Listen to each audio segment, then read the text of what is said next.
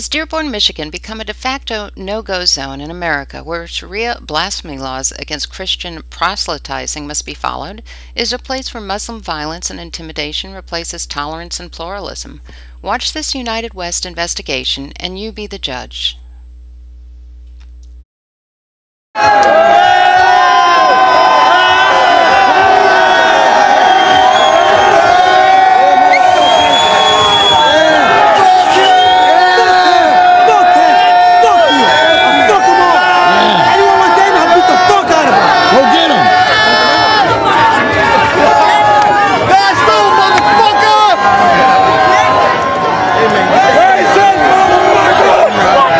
Touch me, it's going to be, you do not touch,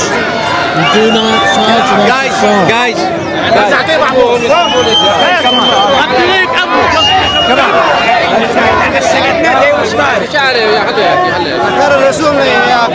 where is this?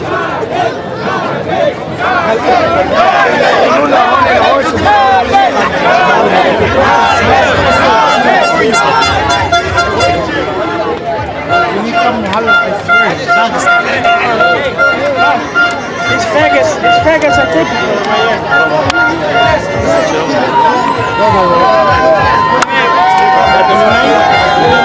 Put the camera on my fucking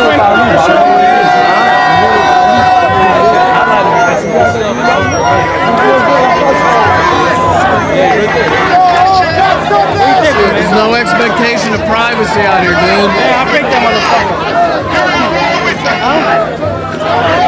What was that? Put that on my face one more time and I'll break that motherfucker. Yeah? Yeah. That's a promise. Alright.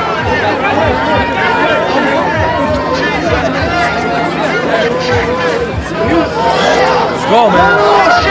Go, get that camera out of my face.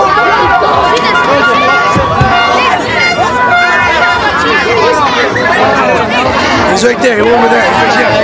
Over there. In the car. He's back this way. No, I'm telling you. He's like this. I seen him going. What's up, bitch? What up, bro? I'll knock you out, bitch. Why are you getting in this face? Fuck out of here, man. Get that camera out of my face. Beat that again. Beat that again. Beat that again. Bring it on.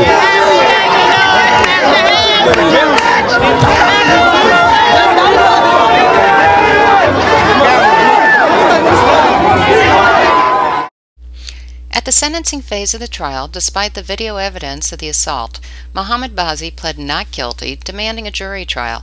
1 year later, a jury found Mohammed Bazi guilty of assault. Defendant number 1, Ali Hazima, pled guilty to assault and battery, was charged with a $300 fine and given a slap on the wrist.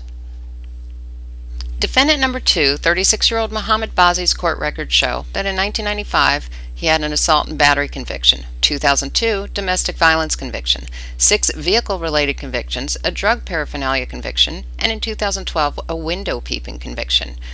Now the sentencing for the 2011 assault you just saw. During the sentencing phase of the trial, Bazi's prior window peeping conviction was addressed by Judge Summers. This deviant sexual behavior, known as window peeping or being a peeping Tom, is considered a gateway crime, an act that leads sexual offenders down an escalating crime path. The allegations were that Mr. Bazi was looking in the windows of a number of different addresses. For a good laugh, pay close attention to what Judge Summers said police found in Mohammed Bazi's pants pockets. Lotion in one pocket, a wad of toilet paper in the other pocket, and peeping in windows that are not associated with you gives the court a pretty fair idea of what's going on, Mr. Bazi. I understand what the plea is. Fine is $500, that's the maximum. Court costs $100. Probation goes along with the other cases.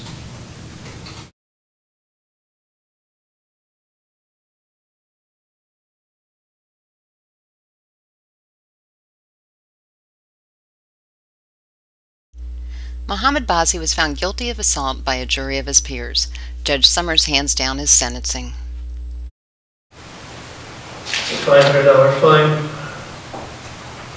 $200 court costs.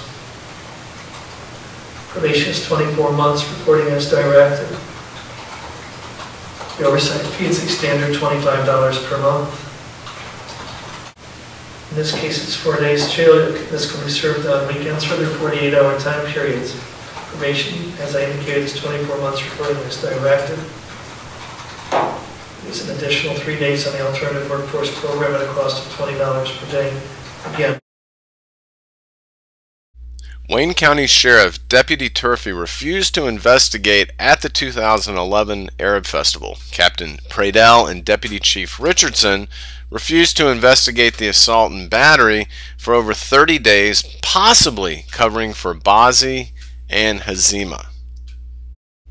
In frustration with Wayne County Sheriff's Department's endless deception and inaction, I sent Corporal James Isaac of the Dearborn Police Department the video of the attack. Corporal Isaacs identified Bazzi and Hazima within 48 hours and had warrants issued immediately thereafter.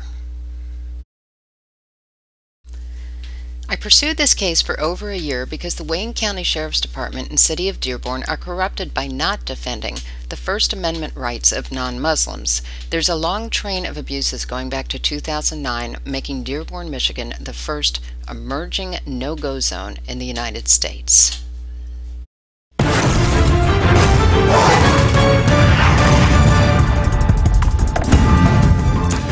Dearborn, Michigan again, and just to give some background and context here, this is the center of the Islamic community in all of North America, one of the largest Muslim diasporas in the entire world. A Muslim has been charged with attempted murder for trying to run down a Christian protester. Frankly, I'm not surprised. Tom Trento is president of the United West, an organization that monitors Islamic extremism. So welcome back to the show. Now, I'm not surprised this happened. I'm rather surprised that anyone's actually been charged. Michael, it's amazing what's going on in Dearborn, Michigan, which is the new no-go zone for Sharia-compliant Islam. No Americans allowed in Dearborn unless you follow their rules. Crazy stuff developing, and we got a lot of information for you today. Yeah, let's have it. Well, on June 15th of this year, people have seen the American Muslim stoning Christians video that we put out. And I think it's over 1 million hits, and we are inundated with anger from America, from around the world. Michael, every single country, 200 countries, somebody in every single country has watched that video. That was June 15th. It was filmed 2012. On June 17th, Father's Day, at the Islamic Center of America in Dearborn, the largest mosque in the country on Ford Road, that same small group of Christian missionaries, street preachers, provocateurs, if you will, went to the mosque on Sunday, Father's Day, to preach a Father's Day sermon. They were standing outside. People came out of the mosque yelling and screaming at them, and they were on public property, but they weren't in the Wayne County area of jurisdiction. They were in the Dearborn Police Department jurisdiction. All of a sudden, a Muslim by the name of Mohammed, no less, jumps in an SUV, comes flying over the grass, over the hill, over the curb, directly at 9 of the Christians assembled with that Reuben Israel gentleman in the middle. Yeah. And they had to literally jump away. They were missed by inches. Thank God the police were watching all of this. They have it on their video cams. They cornered the Mohammed in the SUV, threw him against the car. Security people came out from the mosque, the Islamic Center of America at Dearborn, started yelling at the police. The police almost arrested them. They arrested this individual, charged him with 9 counts of attempted murder, put him in jail. He got bonded out immediately, got a big-time lawyer, and guess what? Not a peep out of any of the mainstream media on the attempted murder of 9 people in Dearborn, Michigan on June 17th. Now, you know, Tom, now that does not surprise me at all. We know, particularly within Michigan, Detroit in particular, the media has been terrified of saying anything. But what surprises me, and I'm relieved, the police actually pressed charges. I'm not sure if we have the video that we can play, but we showed it in its entirety just the other day of what you mentioned, of Christians being stoned, of being attacked. I mean, there was blood. leaking from them. They were hemorrhaging, for goodness sake, after being attacked by a Muslim mob. You had little girls in hijabs saying F you and F you and F you, and the most filthy language. And the police, if anything, protected the Muslims and refused to give any sort of protection in any way, moral or physical, to the Christians who were merely there peacefully saying, this is our point of view. Yeah, and you're 100% right, but there's a very important distinction for your viewers that's critical.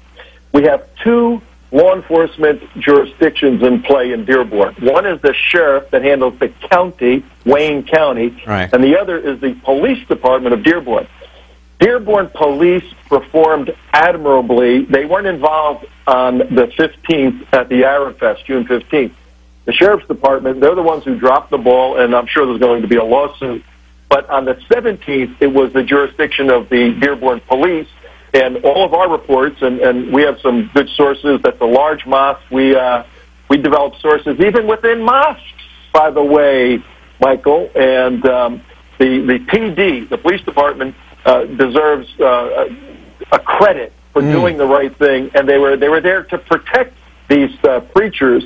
So they're the good guys. The Wayne County Sheriff people are the bad people in this situation. This is really interesting to hear, because I was down in Dearborn at a conference with Pam Geller and Robert Spence and various other people. We had a man who'd been a slave in Sudan, a black Christian who'd been a little boy, a slave in a Muslim family. I mean, people who doubt these stories, please do your research, do your reading. Now, there were police protecting us there, because there were people outside who wanted to get at us, if you like. I know this is very difficult for North Americans, Canadians in particular, to embrace, because they want to think the best, as I do. But there is this gaping double standard now where a Muslim can break a law, can attack someone, and it will be covered up, explained, justified. If a Christian even talks about his faith, or even opposing Sharia from a non-Christian point of view, Pam Geller's not a Christian, immediately they're attacked, and that becomes a news story. Yeah, that's right. You were at Pam Geller's event, Pamela Geller's event in Dearborn, and I saw a video on the clashes there. But it all goes back to Sharia, the path, Islamic jurisprudence. In their doctrinal book called Reliance of the Traveler, if you look up the section on slander, slander means saying anything. You got this, Michael? This is a new concept in the West. Slander means saying anything that upsets Muslims.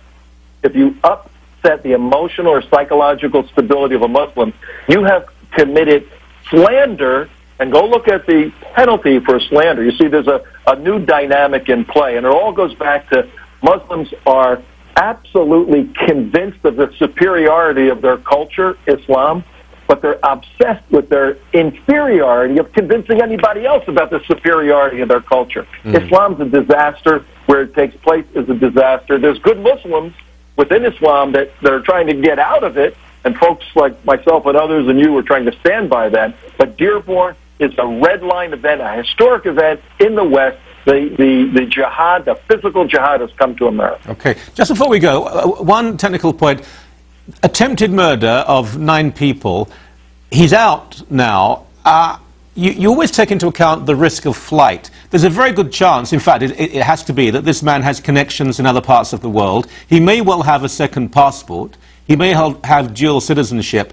I would have thought he's not the sort of person, and he's very likely to repeat the offence if angered. I would have thought he's not the sort of person who should be released on bond or in any other way.